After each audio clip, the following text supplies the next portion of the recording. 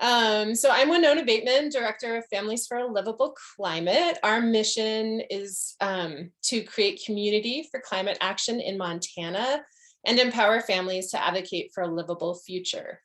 Today's event is going to focus on moving your investments out of fossil fuels. And we're really thankful for our panelists today who are contributing their time and expertise.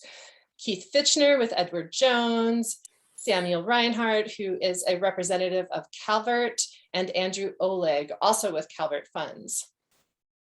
We are recording today's event, and we will send a follow-up document with the recording probably sometime early next week, so watch for that.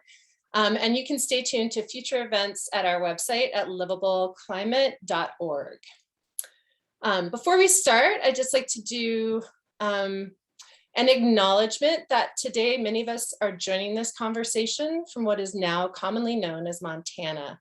This land is the original homeland of the Assiniboine, Absaluka or Crow, Blackfeet, Chippewa, Cree, Gros Ventre, Kootenai, Little Shell Chippewa, Northern Cheyenne, Salish, Pend Oreille, and other tribes that have interacted with these lands. Since time immemorial, the people of these nations held a reciprocal relationship with the land and all of the life that it supported. This land was forcibly stolen through Western colonization, initiating a deterioration of the healthy interaction between people and land. Going forward, may we honor the land, waters, and all beings that make this place their home by recognizing the relationships between all life and caring for our shared future through mutual respect and equitable solutions. So as we go along today, feel free to type questions in the chat. I'll try to capture them. And we will offer time at the end for questions. So you're welcome to just hold your questions till the end if you'd like. So I'm gonna hand it over, I believe, to Sam, correct? Okay. Yes. Yeah, well, thank you so much, Winona. Appreciate it. Everybody who took the time today to join us. I think we have a great lineup of speakers, and really my job is to kind of set the stage for what is kind of socially responsible investing, or ESG investing. But first, a little bit about me and my role. So I represent Calvert, one of the oldest and really a pioneer within the ESG, or socially responsible investment space. And I work very closely with Edward Jones advisors in the area, such as Keith, to help put together those portfolios and really just be, a third-party resource for him to not only identify the funds that make the most sense for you through a financial lens, but also through your values and how that might reflect in the way that you choose to invest. So I have a couple slides for you here today, really all about kind of setting the stage as what is responsible investing. So I wanted to start off with our definition of responsible investing. So when we talk about responsible investing, and this is at Calvert, we talk about responsible investing as an approach to investing that aims to incorporate environmental, social, and governance, so ESG factors, into the investment decision-making process to better manage risk and generate sustainable long-term returns. So I think it's always so important when you talk about responsible investing or any type of value-based investing to define what you mean and make sure that when you're working with different corporations, different fund providers, maybe ETF providers, you understand what that definition is. So for us, it's very important to use that definition and stand by that definition. Now, breaking that down a little bit more, when we talk about being ESG investors, what are those environmental, social, and governance factors? Now, on the environmental side, that's a little bit more straightforward. And I think when you think of traditional values-based investing, a lot of focus is on the environmental side of things. So how are we dealing with climate change? What is the end of product life, product production, product use? What does that look like? What's the carbon emissions? So all of that is important, and just one piece of the puzzle for us as ESG investors when understanding whether we will or will not invest in a corporation. Now, on the social side, you can really think people, right? So how are corporations not only treating their employees, but the people that use their products or buy their services, right? So how are they protecting consumer data security? Is there diversity in that workforce? And I think especially with COVID, obviously everybody has had kind of a different past 2 years, right? how have corporations kind of embraced that, kind of the new normal, making sure that they're protecting the well-being of their employees, maybe with different working hours, flexibility as to where they work, things like that. And lastly, we want to understand the governance of a corporation. And we want to make sure that we understand how their board structure is set up, what are the accounting controls and policies that are in place to make sure that that board is held accountable. And then lastly, I think kind of a broad term, but business ethics. So I like to use the example of opioids, right? So the pharmaceutical corporations, how much do they know? When did they know? And what did they do because of it? So broadly speaking, that's what we're talking about when we're talking about business ethics. So when we look at corporations, we are looking at these environmental, social, and governance factors to better understand those issues, which we feel are really financially material, but also align with a lot of the values of our investors. Now, when we talk about these issues, not only can it align with the way that you feel corporations should be running their business, but it also helps us mitigate risk. So if you think about that earlier slide, when we talked about what we mean or what our definition of responsible investing, one major part of that was really evaluating these factors because of the real risk associated with corporations that are not taking the right steps to manage these ESG factors. So essentially those risks are headline risks. And I have a few kind of newspaper clippings here for you that really identify some of those ESG issues that would negatively affect the performance of your investments. So I think it's important to understand that not only can you feel good about how you're invested, but also we're kind of mitigating that risk on these corporations that maybe aren't thinking about really the headline risk associated with their day-to-day business. Now, from there, not only are we hoping to really mitigate that risk, but also we're hoping to uncover opportunity, create that long-term value for you. So we partner with Barron's to put together a list of the 100 most sustainable corporations in the United States. And really, when you look at that list, we believe those corporations really represent a great investment opportunity because they might be at the forefront of new technology or better business practices where they're managing those ESG factors more efficiently. And therefore, we think are maybe better investments to create value for the long-term investor. Now, from there, really, what are our goals as responsible investing? I think one of the things you'll notice about ESG, responsible or sustainable investing is it's not as standardized as maybe some of your other investments. But when we look at kind of the gold standard or roadmap as to what we hope to accomplish as a responsible investor or ESG investor, we look at the United Nations Sustainable Development Goals. Now, there are 17 different kind of goals here. All of them map out to about 169 different data points.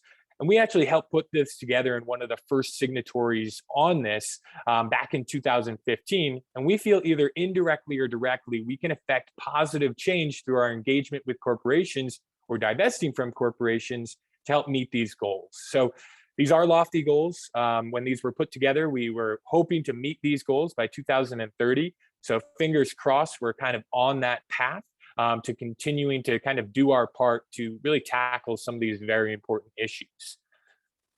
Now, another big change that I think is so important, and this gets into a little bit more of the definition of responsible investing, is really as investors, especially with Calvert and many other, mutual fund providers. In the past, it really was this negative screen, right, where you said it's either black or white, right? It either does or does not meet my values, whatever those values might be. So that really narrowed down that investable universe where it was a little bit tougher for you to really perform in lockstep with the capital markets. But today, it's more of a comprehensive approach where we're looking at these corporations. We are understanding that there are no perfect corporations. Nice little saying I like to say is that all saints have a past, all sinners have a future. So all corporations are not perfect. We want to work with the very best and work with those corporations to be even better. But essentially what that allows us to do is have a larger investable universe. And so we incorporate these environmental, social, and governance factors on top of our traditional financial analysis, really to make sure that we understand these corporations and are invested in the very best and working with these corporations to be even better. Now, kind of a good segue here before I kind of pass it on over to Keith, but when you look at responsible investing, more and more people are looking at it as a potential avenue for their assets. So in the past, you really just had those values-based investors that maybe were willing to give up a couple percentage points in return to invest in line with their values. But today, you don't really have to give up that performance. You don't have to give that up at all. So more and more, you're seeing kind of those traditional investors, folks that are just looking to meet their financial goals, look at responsible investing as a potential avenue for their assets. So they kind of understand that you can do well and you can do good. The two are not mutually exclusive. And because of that, you can see more and more assets are going towards responsible investment vehicles. So about $1 in every $3 in the United States is in an ESG investment strategy. And because of that, just purely on supply demand, you have more and more people really providing, or I should say more and more corporations providing ESG investment vehicles. And I think that it's so important when we get back to this idea to understand the definition of these investment vehicles. So really two terms that I want to first kind of define for you and then kind of pass the torch on to Keith. But there are really two main camps of ESG investing. And the way that we would define that is ESG intentional and then ESG integration.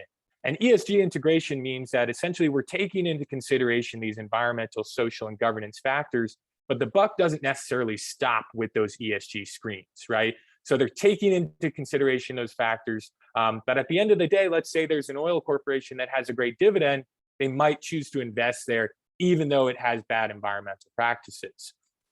Now, ESG intentional, the buck will stop with those ESG screens, right? So you aren't going to have those oil and gas providers, corporations like that. So it's always so important to understand the definition and really the prospectus or kind of guardrails of a fund or an ETF before investing in it, because I like to equate it almost like organic, right? I think early 2000s, everything got organic slapped on it because there really wasn't a standardized term of what that meant.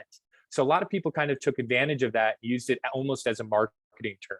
And we want to help you avoid that today. So I want to kind of pass the torch over to Keith, and Keith will walk you through really how he looks at that and how he kind of marries that with, you know, the information that you give him, not only on the financial side, but on the value side, and how he'll use some third parties to make sure that he's screening out these mutual funds, ETFs, to understand if they have exposure to corporations where maybe they don't align with their values. So with that, Keith, I'll hand it on over to you.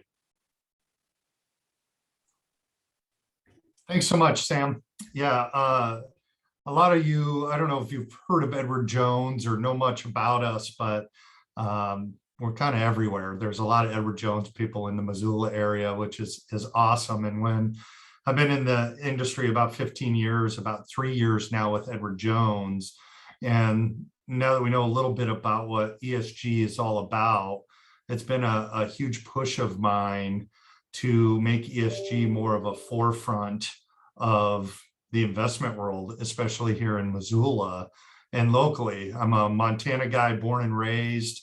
Most weekends, I love spending my time either fly fishing on the Big Hole River or the Blackfoot, hiking in Glacier, spending a lot of my time outdoors. If you can see, I run a little too, which I do outdoors. So it's a really important thing to me as an advisor. And like Sam said, from a financial advisor role, I really like to get to know my clients, get to know what is most important to them. If ESG is most important, if values-based, I have a lot of clients that want faith-based funds. And I've kind of come up with a lot of my own ways of researching that, found websites out there that I've done my own homework on. But what's really awesome is Edward Jones is now on board. It's taken quite some time, but they have dedicated resources now to researching mutual funds, exchange traded funds, individual stocks to be what I call sustainable investing, or ESG. We actually, Edward Jones has about 19,000 financial advisors across the country. And it says a lot that our home office in St. Louis now has a dedicated mutual fund department and analysts that are looking into ESG type funds. I'll share over my screen real quick here, just to show you a little bit about some of what we're doing here at Edward Jones. And you can see really as of September 2021, which is recent that we've come out with this information. But right in here, you can kind of read, and I won't get in and read it line by line, but we now have a team of research analysts responsible now for recommending, monitoring mutual funds and ETFs based off what we have defined as sustainable, which I think is awesome. And it's not only that, it's constant monitoring. We have now a commitment to keep researching these funds. And what I used to do is go out and just, get to know a client, find out, hey, no fossil fuels whatsoever in my investments. And I'd have to cross-reference these funds all the time with what's in my Edward Jones system to these websites I found out there. But you'll see now we have quite a list, and I'll just point out, because they're on the call with me, Calvert, and what they do out there to be in this market, which is exciting. It's super exciting. The biggest myth that I had when I came into Edward Jones, when I would meet with a client, is they would say, yes, I want to be more environmentally friendly, but I want my investments to grow. I want results. And that was the biggest pushback that I would have when I started. And I can tell you the last 2 years, especially, my ESG portfolios have had higher returns than any other portfolio I've put together for clients, which is so exciting to see, because it's something I very much believe in and want my clients to be in. A lot of these are mutual funds, which are great. I'm going to transition just a little bit. I'll let Andrew get into a little bit more on the mutual fund and stock side from a independent rating agency called Morningstar. But one of the sites that I've come across that I try to incorporate in my practice is ETFs. They're called exchange traded funds. And they're basically a lot like mutual funds. It's an investment full of other investments. They're just not actively managed. But this is a site I've used regularly. So if I have a client come in, for example, and they say, you know what, what's really important to me is on the socially responsible side, whatever, I want no funds with adult entertainment in them, because that's really important to me. I can go right here and I can screen them and click on it. It'll give me an entire category here of adult entertainment ESG scores. And I can actually look at their score and figure out what level this fund has of adult entertainment, which is really exciting. And then I can cross-reference it with another site I found, like, a lot of fossil-free funds is important. So I just pulled up one out there. And let me actually go back. I can there's a fund out there called TAN. It is invested only in solar. Okay, that might be important to someone. Well, what do they do with fossil fuels? Well, I love this site because it's simple. Takes you back to your elementary school days. Gives a score, A, B, C, D, or F, right? So when I'm looking at this site and I'm cross-referencing, okay, maybe solar's important and no fossil fuels. Well, I can tell you right here, TAN, this ETF, has no fossil fuels. It gets an A grade. We can go even a step further and find out more. Well, what about deforestation? Well, gosh, gender equality, if that's something that's important to you as well, this fund doesn't do a very good job. They get an F in gender equality, right? So I can screen funds as detailed as clients want them to be. So the process I always go through with my clients is, it's part of every appointment that I have, as I really try to dive deep on what's really important to you. And I have a lot of clients come to me with existing portfolios, and they're like, I have no idea if I'm in fossil funds or fossil fuels or prisons or military weapons or whatever. Can you decarbonize or, fix my portfolio for me to be in the things that are most important? And yes, you can. Now, a little disclaimer there, obviously, is a lot of times when I reposition a portfolio, if it's in a brokerage account, for example, there might be different ways to do it in light of tax consequences or other costs.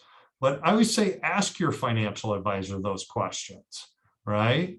You can ask any advisor out there, how sustainable am I? How do I go from how do I go to a fossil-free funds portfolio? These are all things that can easily be done working with an advisor. It does take a little bit more work, but I always find that if it's that important, it can be done, right? So I do always recommend people, whether they hire me as an advisor or not, I will help decarbonize a portfolio for you, whether you're with Edward Jones or not, because I think it's the greater good of our country and our climate and everything else that's important to me. So these are just a couple of things that I use as part of my practice. I'll kind of push it back now over to Andrew, who has a lot of experience in this, and let him kind of take his side and talk a little bit about Morningstar as well. Hey, Keith, before you do, sorry, Andrew, I'm going to put you on hold for one more second. We have a great question in the chat. I recently chatted with the Schwab financial advisor about, do you want to just read it, Katie? Sorry, I don't know, I'm speaking for you. No, it's okay. It ended up being like a whole story in the question box. Essentially, I just want to say thanks. You guys are giving me a lot of hope for being able to do decarbonized investing. The Schwab guy didn't give me a lot of hope. He said it was possible, but not great. And I'm like, yeah. And one thing you mentioned is that the buy-in for some of these managed accounts is kind of high for someone like me who's kind of just starting out. The number he said was 55,000.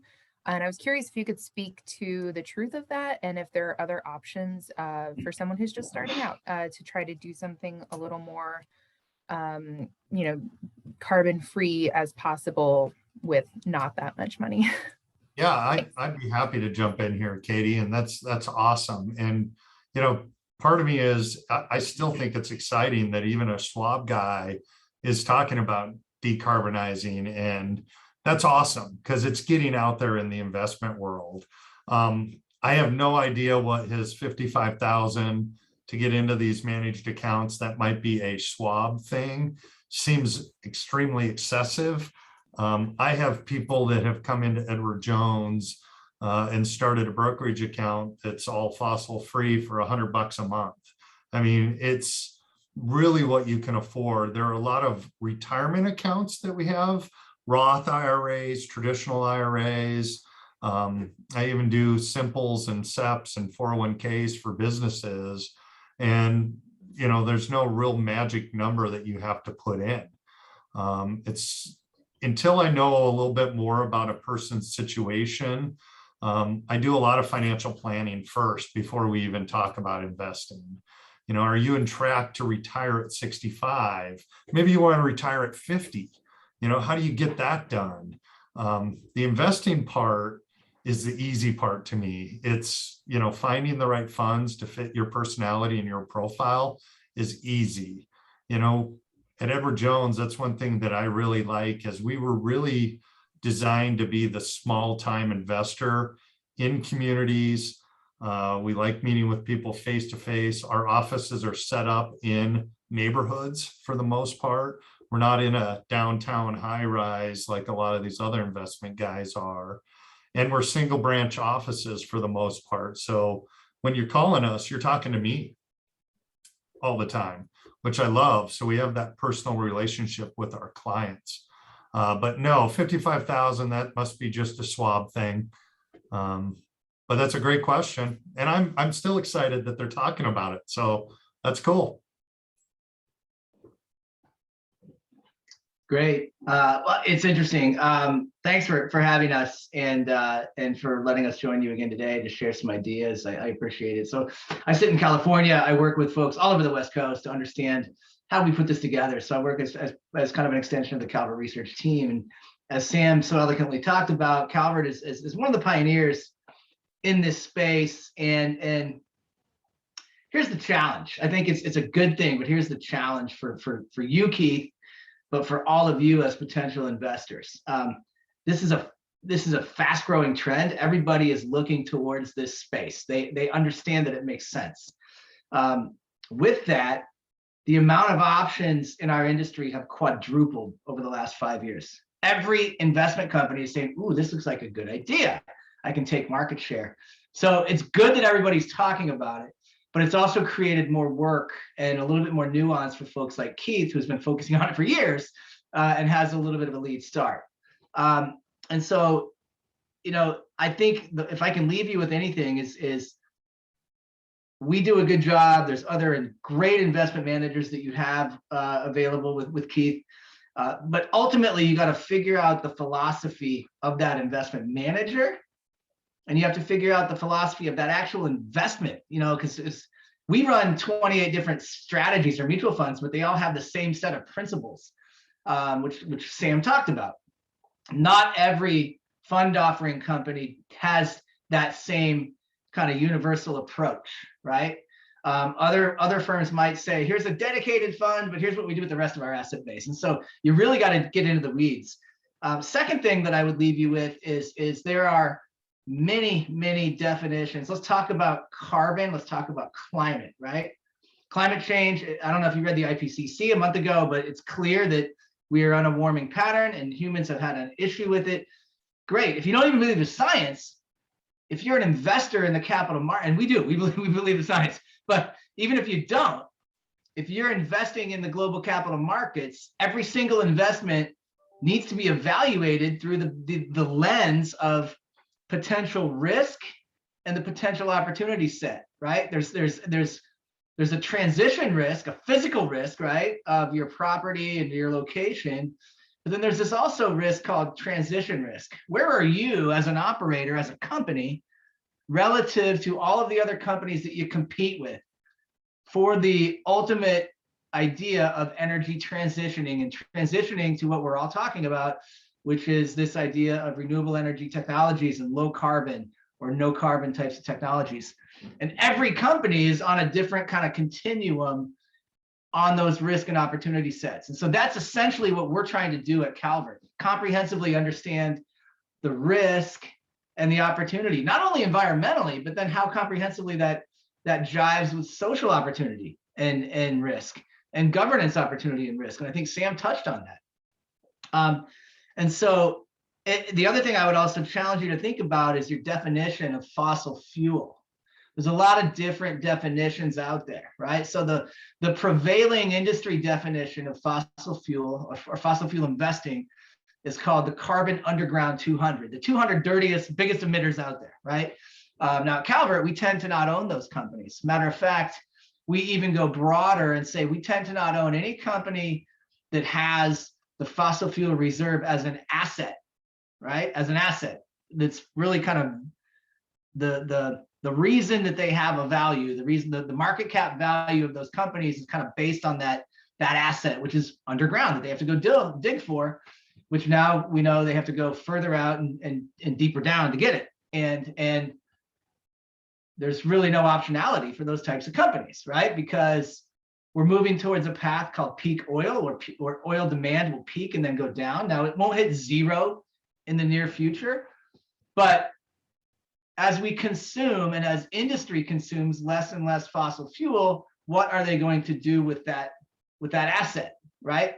And these oil companies are in record amounts writing off that asset on their balance sheet. They're slashing it, just like when you drive a car off the showroom floor, you have to write it down, right? Because it's less valuable. Well, they are cutting those assets on their balance sheet because they know that long-term oil is not going to be above $80 a barrel. And at under $80 a barrel, it's economically infeasible for them to go after that asset. So they're cutting it down, they're writing it off and taking the accounting credit today. So tough business. So we tend not to own them. We do have a pretty nuanced view, though. We also believe in the fact at Calvert that we need to build and continue to invest in infrastructure to get us to renewable, what we would call the carbon crossover, right? Anybody heard that term? where renewable technologies is actually economical with even removing subsidies, the great amount of subsidies that fossil fuel gets, but has the same economic footing or the same business case that fossil fuel would have. And we've already hit that carbon crossover. We're actually, you can generate more capacity renewably than you can with fossil-driven electrification today. So we've already hit that. So we want to continue to invest in these infrastructures that are leaders in building that footprint and helping us transition away from fossil fuel and into renewables, not only just for generating electricity for city grids and power sources, but effectively changing how you and me consume energy at our house, in our local communities. And so there's a lot of different definitions of it. So I'll give you an example. So because I think it's pretty illustrative, and I don't want to completely negate what Keith was saying, but let me see if I can share my screen. And let's see if I can figure out the right one. There we go. So can everybody see this? Looks like 5 different colors: blue, orange, green, maroon, and purple, right? These are just 4 products, and you can go and look. You can see there's a couple of Calvert, there's a couple of big ETFs, by the way. Some of the biggest and fastest growing ETFs put out by an ETF shop that claim to be low carbon, right? And maybe even claim to be fossil free. I haven't read their documents lately, but then you can kind of scroll down and see, okay, what do they look like? Well, they all have a low carbon designation. Great, right? Do they have carbon operations risks? Some of them, some lower than others. More importantly, what is their stranded asset risk? That's what those companies are leaving under the ground, right? Some of them higher than others. Then you can look at carbon intensity, right? Some of them are more intense than others, right? And then you can see fossil fuel involvement, right? Some of them have 0, some of them have de minimis. And so I tell you this because you can use one lens to really understand how companies are exposed, but I also tell you, you need to take this with a very big grain of salt, okay? I'm gonna switch over to this, right? So Keith just showed us this. Can you guys see this one now? Fossil-free funds. Now, actually, let's go over to this one. So this is our Calvert Index, right? Well, I told you we tend not to own those companies that have the fossil fuel reserve assets, right? Well, what's this? Looks like we have four names at Calvert that are in the coal business. Well, by the way it's reported, I guess you could say that, but let me tell you, Air Products and Chemicals is an industrial gas company. They are one of the companies that actually help Fortune 5 companies cut their greenhouse gases in half. They don't own coal, and they're an industrial kind of solution set for coal and these greenhouse gases.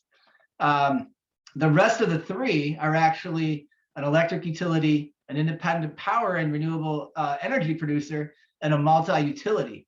Like I said, some of those utilities that are, I would say, further ahead in helping us transition off of fossil fuel. So some of these companies might actually use fossil fuel in their feedstock to generate electricity, but in our view, they're retiring that fossil-driven capacity faster and building renewable capacity faster than any of their peers, and they're the ones that are actually providing the blueprint for us to transition quicker away from fossil fuel. Now let's compare that with one that's called low carbon, right? This one's called the low carbon ETF. It's getting a ton of run in the business. I mean, I wish I had their marketing. You could see that they do own 2 of those carbon underground, 7 of the carbon underground names, right? I thought this was a carbon-free fund. You can see that these are the companies that are really responsible for exploration and production. You can see in the coal industry, these are actually coal miners, not like what it shows up on the Calvert side. You can see all the way down the line, it doesn't look as good, but they're marketing this. So you got to be very careful and kind of understand the philosophy of the strategy that you're looking at. I'll give you one other example just because this comes up quite a bit. So if you look at like the Calvert, a different Calvert offering, right? So we look like we have one coal company, again, Air Products and Chemicals. Technically it's a materials company that's in the chemicals sector, but the sub-industry is industrial gases. But more importantly, if you scroll down, you look like, oh my God, it looks like a pretty good strategy, but they must be doing a lot of weapons. Oh my gosh, what are they doing there? Well, let's look into it and dig into the weeds a little bit. It's technically Amphenol, which makes high fiber cable, and they do have a contract with the military, but they make stress tested cable, and Ballcorp, which makes glass. You've probably seen the jars that they make. Not really making weapons, but the way that these particular data points roll up, it might look like that you have exposure to that. And so you really do have to get into the philosophy and how decisions are driven at the investment level with the companies that you invest in. And I would say, so all of these scores, right? All these scores, all these things are wonderful to have, but if nothing else, they should just provide dialogue for you and Keith to then have dialogue to say, okay, can the firm tell me why they're invested here or why not? Because if they don't have an answer, if they don't have kind of a business thesis for this, then they're probably not a great investment company. But the single most important thing is when you look at any of these scores is, does it have a sustainable investment mandate? Can you see this where it says true or false? And then most importantly, does it do ESG engagement? Is it engaging these companies that it owns under the hood to be better environmental stewards, better social stewards, or are they not? True or false? And I think those are probably the single most important drivers of the investment decisions. Everything else, the scores, the exposures, you should probably have a conversation around to understand the philosophy of the investment manager, but there shouldn't be broad decisions based off of these globe ratings, just like star ratings or exposure scores. So hopefully that gives you some examples. I'll give you two other examples in here.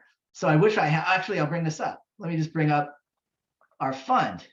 So this other one that I showed you, and by the way, this is available in mutual fund form with Keith. I think what they were trying to tell you, Katie, is they wanted you to look at the separate account, which has higher minimums, but I don't know that they have our mutual funds available there. So that's all I can say about that. Let me bring up Calvert Equity Fund. Hey, Andrew, real quick too, is this tool accessible for people? It's accessible for financial professionals, so anybody can come visit with you and see that. Absolutely. So let me pull this over. So here's that other strategy that I showed you that had no fossil fuel, but it had that military contract, right? And that was Amphenol and Ball. Well, look at this. Holy smokes! Fossil fuel reserves 100% lower, carbon toxic emissions 90% lower, tobacco 100% lower. But oh my gosh, look at this, carbon emissions.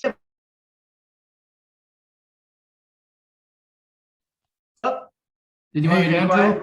Andrew, yeah. We're not seeing the right screen for you. You're still on the other one. Oh, here, let's go like this. I'll go stop, and then I'll start a new share. And I'll bring this up. Can you see that now? Yeah, perfect. All right, so you can see this is that strategy we were showing before. It's our high quality equity. 100% less, again, by these metrics, but at least it's good to see. 100% less reserves than the benchmark, 100% less emissions, toxic emissions than the benchmark. We have no exposure to tobacco compared to the benchmark or at all. But it looks like it has a pretty heavy carbon footprint, right? Look at that. How do we explain that? About 70% of that exposure is due to one company. And again, it's another company in that industrial gases peer group called Linde. And it's actually not even in the US anymore. It was acquired by a UK company. And their job is to really help their big companies cut their greenhouse gases in half. And effectively, though, when you go to do that, it has to be that footprint has to be accounted for somewhere. So that carbon emission score gets put on Linde's balance sheet. Even though they're a Dow Jones Sustainable Index company, they're one of the best companies to work for. They have all these great marks, but just by looking at headline carbon, it looks like a bad investment, but it's actually been a pretty solid investment. And in our case, a very purposeful investment. You know, we are investing in them because they're making money for us and for our investors by helping big companies cut greenhouse gases in half to help make the world a better place. And so where I wanted to kind of end was there's a lot more solutions. I think you're very educated for coming in to talk about it today. I think it's great that you have somebody like Keith that can help kind of navigate this for you. I really appreciate you having us come in to kind of share some insights into how we think about getting into the weeds to really invest purposefully according to that set of principles, and then engaging companies to really kind of tune in and be better. But I also, you know, the lasting impression is a lot of these things you take with a grain of salt. You really need to get into and dig into the investment philosophy and the consistency of the investment managers that you trust with your assets. So hopefully it's not too off base for you. Hopefully it gives you some insight. And I'd be happy to take questions. I have a ton of great examples too, if you want more examples. So. Thank you, Andrew. That was great. Awesome. Thank you, Andrew and Sam and Keith. Well, I'm going to open it up for questions for any of our speakers. I would say just jump in. Jump right in. If you have them. I've got a quick question. This could go to anybody. And I think you've all spoken to a little bit, especially Andrew, but you know, since a lot of people are now wanting these investments and it's going to become more popular, are you encountering a lot of, I'd say, greenwashing, if you will, companies working hard to present themselves as better than they actually are, or funds trying to do that? Let me answer that real quick, and maybe Keith can jump in as he sees it from a client base. I would say I was just at an industry conference, and we've been participating in this as responsible investing conference for over 30 years at Calvert. We do it at the Broadmoor in Colorado for every year. That was a big topic, and it's mostly kind of core dedicated groups like us, kind of seeing these other companies come behind us.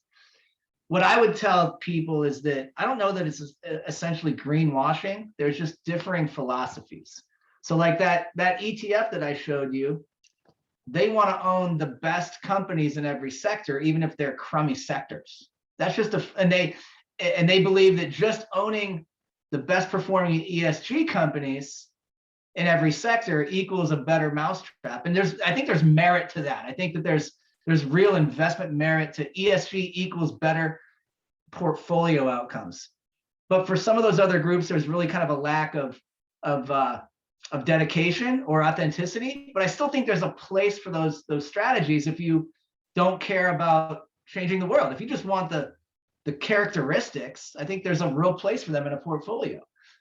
If you care about voting proxies and signaling management to change and having more of a kind of a purpose, I think there's a place for others. And so I don't think that greenwashing is the best term. I just think I would say that there's just a real wide range of commitment to ESG. And again, that's makes it harder with many more players getting into the space.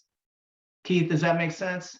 Yeah, I couldn't agree more, Isaac, and that's a great question, because I think a lot of other investment companies are realizing the amount of money that is going towards this sector. So they want to get in on the action and say, yeah, no, now we're a green investment company, right? And I think Andrew did a really phenomenal job of how I do work to dive into whether or not they're actually doing what they're saying they're doing. So there are a lot of tools out there now, which I think is phenomenal for us as advisors, that we have access to these tools to dive deep into, what these companies are doing and saying they're doing. And it does take a lot more work. It's getting easier and easier every day for me because of these tools. But I take it too that I'm excited that all these other investment companies are getting on board. It's just going to make, ESG investing more mainstream and more popular and do more to help save our environment. So part of me, I'm still excited that they're saying they are, which means they're making strides. But if it's something that's that important to an individual investor, you just have to do a little bit more digging and dive a little bit harder into the investment. So good question. You can't spell greenwashing without green. I heard a competitor say that the other day. I don't know if I would go out saying that very loudly, but at least they're starting somewhere. I might use that at some point. I can think of a few companies. Other questions? Feel free to just come off mute and jump in or type in the chat.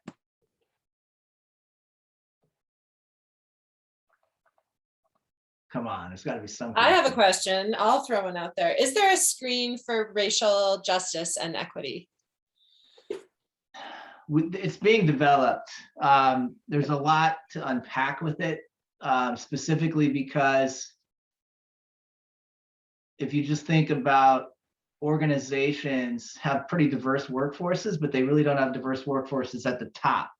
And we're getting better and better information sets. And we've actually been requesting from companies better information about how do you retain and promote and move different demographics through. When Tesla reports that they're, and we had a resolution with Tesla that was read a month ago at their annual meeting, by the way, when they report that they're 50-50 white, non-white, and 50-50 gender, but when 71% of new hires and 75% of promotions were men and white men, that's when you go back and say, okay, are you creating an inclusive workplace to recruit talent? You're on the cutting edge of being an energy disruptor, a real e-leader, but you're not the only electric vehicle company on the planet. And you're going to be competing for talent.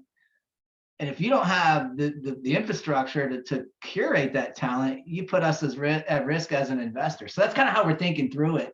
I think there's better lenses to it today. I don't think there's great lenses because by and large, these are large companies, right? This is corporate America. These are the 1,000 biggest companies in the US or in the non-US. We don't have a great track record. Think about it. 2019, the last S&P company finally added a woman to their board after 20 years of engagement, right? So there's some old kind of structures that we're working through, and there's some resistance to that, but I think there's some real company leadership there too, and that's where we want to elevate it. Work at Calvert, we've looked at the 1,000 biggest companies in the US, and we've identified from a DEI perspective about 129 clear leaders, like clear leaders. And then we've identified another probably 220 that have probably this most significant movement. I would call that kind of the delta, where they're actually kind of moving above and beyond the rest of the norm. And I think those are some of the ideas that you want to pay attention to, because that's where we want to allocate and kind of prioritize where we invest.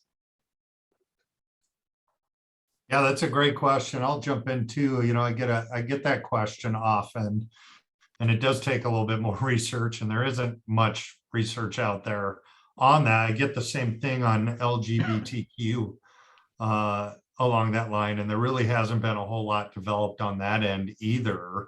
But I love that example Andrew gave in 2019. I found an ETF recently called SHE, SHE, which the majority of companies in their board of directors are majority female.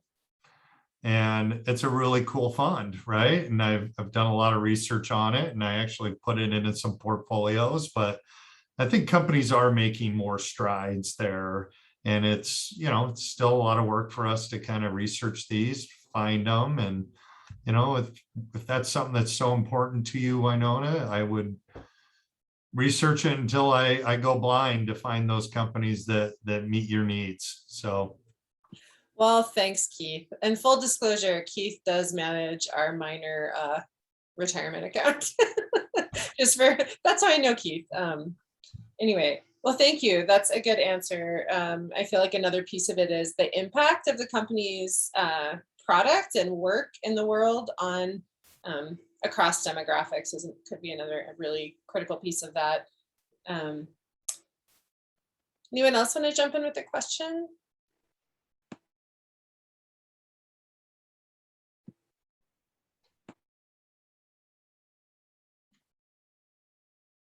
Isaac, I feel like you're going to jump in, but maybe maybe you're just looking at it. There's a question in the chat Perfect. that I'm looking forward to look at. What kind of measures look at whether a company is making meaningful and effective changes to actually drive a move to become carbon free? Great measure. So on that same website that Keith shared with you, it's As You Sow. We know them pretty well. I do a lot of work. Their CEO is a friend of mine. They're right here in Oakland. They publish a list every year called the Clean 200. The Clean 200. The largest companies out there getting the most amount of revenue from low carbon or clean technologies. And so I actually track that every year and kind of map it to our offerings, because we own, I think, throughout my subset of strategies, I own 162 out of the 200 of the 80, basically 81% of the cleanest 200 names. So we're getting them. You're getting them. I think that's one measure. And it's not just crazy companies in a garage you've never heard of. We're talking about like HP, Cisco, Unilever, Intel, Ecolab, big companies that are. Yes, please. Thank you. That was my son asking for lunch. Just investing some of their research and development into low carbon and clean tech. So it's such a rapidly growing space, and it's bringing in major players. I think there's a question here for you, Keith. Oh, I got it. What's the cost of working with the financial advisor? That's actually an awesome question, and something that I think us at Edward Jones does a pretty good job. I will start with, there is absolutely no cost to meet with me. There's no obligation. All my financial planning meetings are no cost, free. If we do decide to work together, a lot of it depends on how much money you want to move over to Edward Jones or invest. We've done a real good job, I think, in this industry of becoming fiduciaries on clients' accounts, where a lot of the time I'll get a flat fee of somewhere between 1 and 1.35% of whatever assets I manage every year. And obviously it's my incentive to grow that money for you, because guess what? I get paid more, which makes me a fiduciary. So, if you invest $10,000, I get $135 a year to manage that account for you. Yep, just over $10 a month. So being a financial advisor isn't as glorious as people think it is. But that's a general cost. But yeah, somewhere between 1 and 1.5%, I'd say, is an industry standard if the investment professional is going to be a fiduciary on the account. Hopefully that answers the question.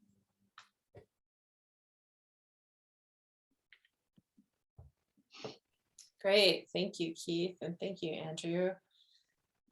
Other questions? We have just a couple minutes left. You can take 1 or 2 more questions.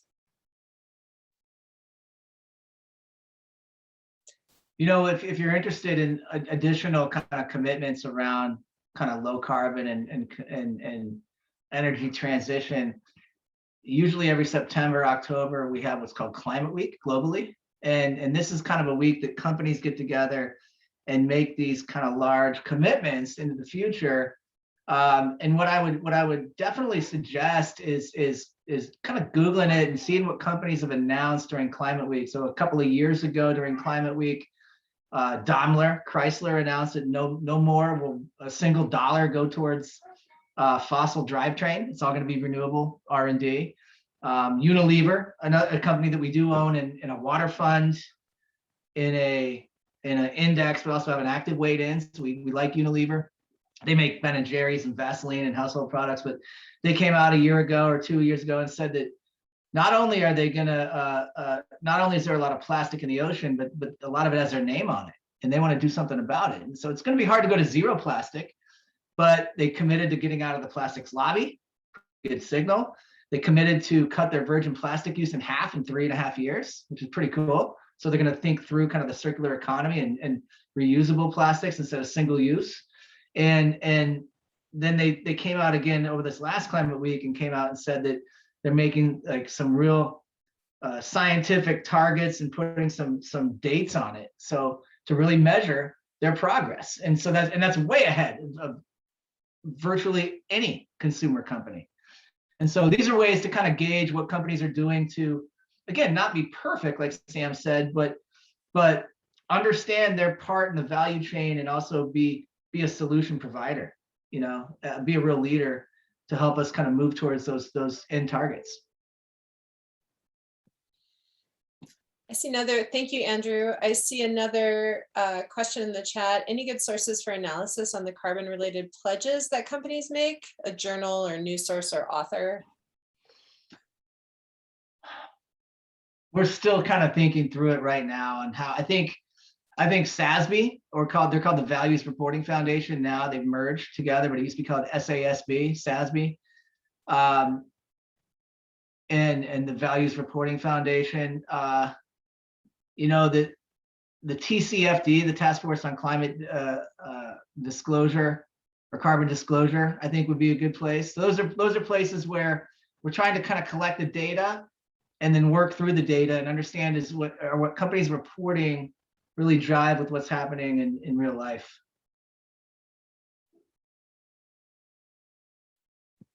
Awesome.